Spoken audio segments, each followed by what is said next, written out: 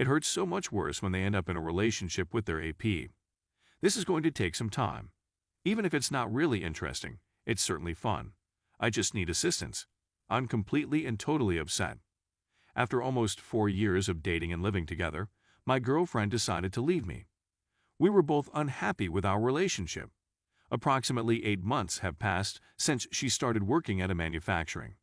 I was apprehensive since she was a young, highly attractive blonde girl, but I decided to put my confidence in her. She immediately established herself as a close friend, whom we'll refer to as Sean. Sean, she went on to say, was a wonderful guy who kept the creeps at bay while at work. She and Sean seemed to be enjoying every single post on every single social media network, which I discovered after a few months. I question as to whether or not my S/O has been conversing with him outside work hours. She says no, and I ask if she would show me her Snapchat so that I can verify her statement. Not the kind of person I am, but I knew something was up. She rebuffs him and admits to having a snap conversation with him. I managed to maintain my composure, but the closer they approached, the worse things became. My next step is a kind email to him, in which I inquire on the status of their friendship, while also expressing my displeasure with the nature of their friendship. He responds in the manner of the most kind guy I've ever encountered. I'm completely harmless. We're just amazing friends. Don't be concerned about me. We'll always be friends, says the narrator. I was in a lot better mood. Fast forward another month or two, and she starts taking lengthy trips at 1 a.m., sometimes lasting up to 4 hours.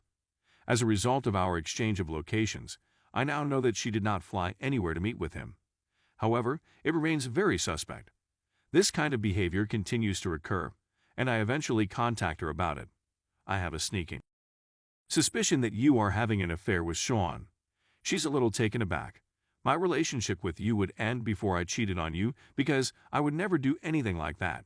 He's simply an exceptionally kind guy. I had faith in her. My wife was asleep when I went to bed around 3 weeks ago, and her phone began to ding. The text is from him. His name is in there.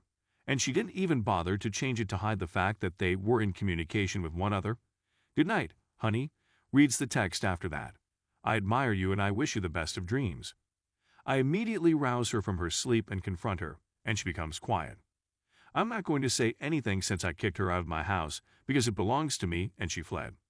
She was scared of going to her parents' house, so she slept in her car the night before. The incident is brought to the attention of my closest friends. One of them just happens to know the guy who lives around the corner from them.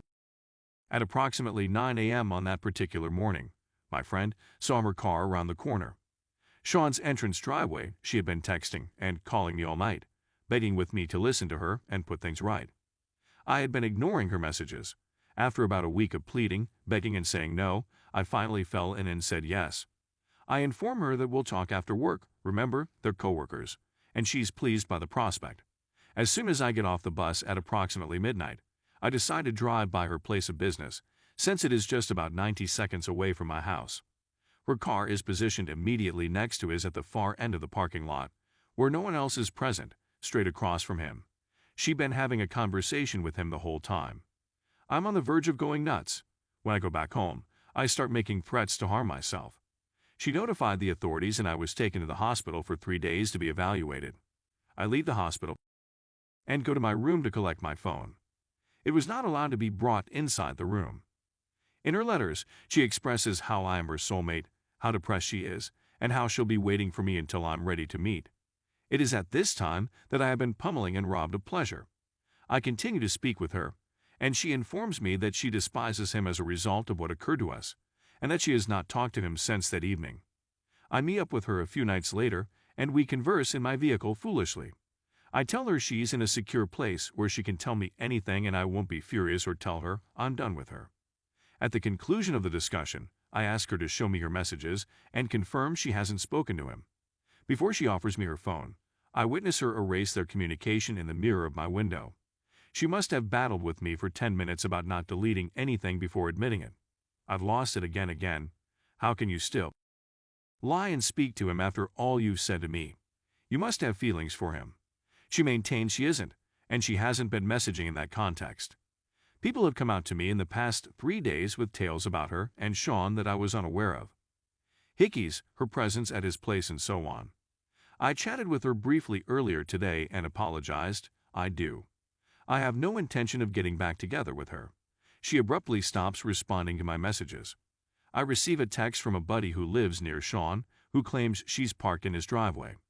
This happened approximately 6 hours ago, and she's still in his place.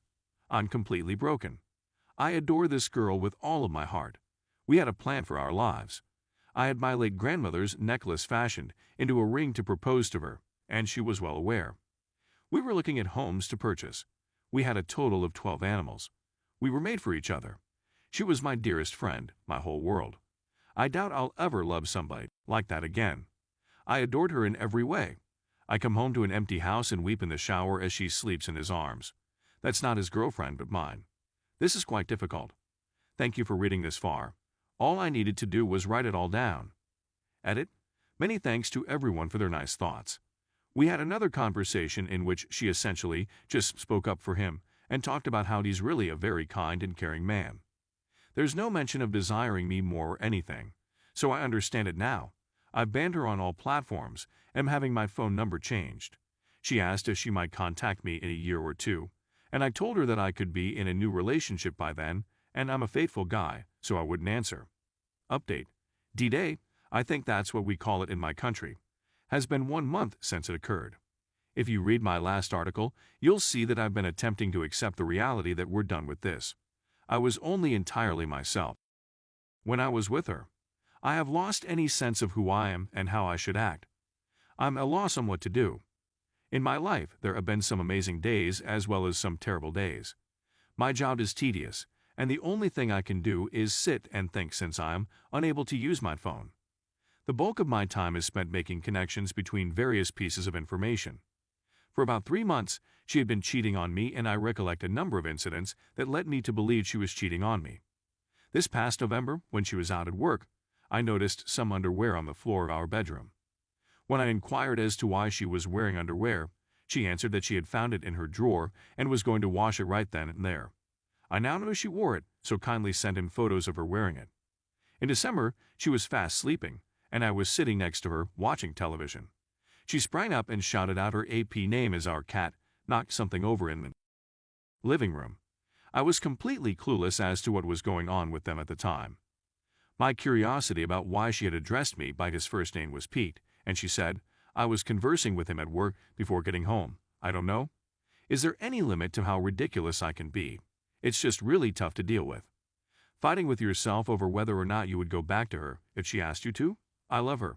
We had many happy years together, and I was a fantastic husband and father to her. Despite the fact that I deserve better, I desire her instead. I can see that it will improve with time, and that my judgment will be less influenced by love. I am hopeful. Just thinking about them together makes me feel uncomfortable. She's been staying at his house, and I'm certain they've been having relations. I'm having trouble getting it out of my thoughts. It still seems as if I'm being discarded. On top of that, the individual is deplorable. I don't want to be disrespectful, but he's a special person. Despite the fact that he rides a motorcycle, goes to the gym, and has tattoos, she is over heels for him, believing him to be a cool guy with a wonderful heart. That feeling of arriving home from work to an empty house, knowing she's in his arms, stings the worst of all. I must come home to a tranquil emptiness since she seems to be pleased with herself. I'm not sure why I'm putting this out there. Venting? Is this only an update? I'm not sure what to say. It's remarkable how liberating it can be to just write everything down. Any suggestions for dealing with something that you thought would be a permanent feature in your life would be appreciated.